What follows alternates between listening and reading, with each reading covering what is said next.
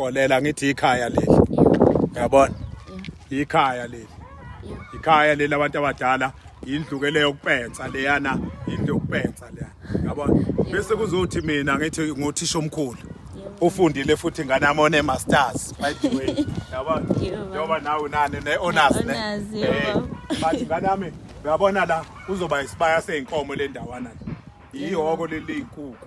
Uyabona? Imqasho leya ngezansi yakhona khona la ekhaya. Bese kuzothi la isibaya seyimbuzi. Uyabona? Mawindoda awuhlukani nesiko.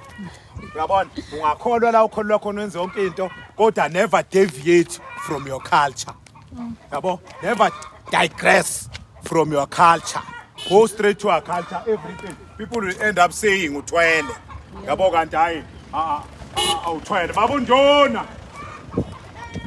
Uyabona abantu bogcina bethi uthwele kanti uyabona ungayifiki inkolo zonke zabezizwe uyayithatha la uqhubeke njengawo wonke umuntu uyabona kodwa ke egcineni wena uyazazi wena ukuthi wena umsinsi wakho kuphi yabo ayikho mina into engahlukanisa nesidalwa ngoba ayibona abantu engibaphuphayo ibona abantu abafika kumina bengitshela ukuthi angenze ini ngisho ngafunda kangakanani but education yami if it's gonna deceive me ukuthi ngikhohlwe into yakithi I would rather have not that education.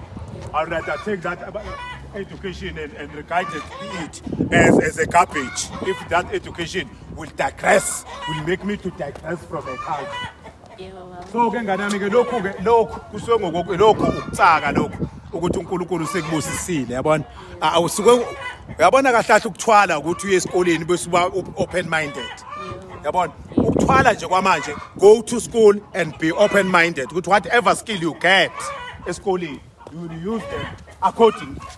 Praise those.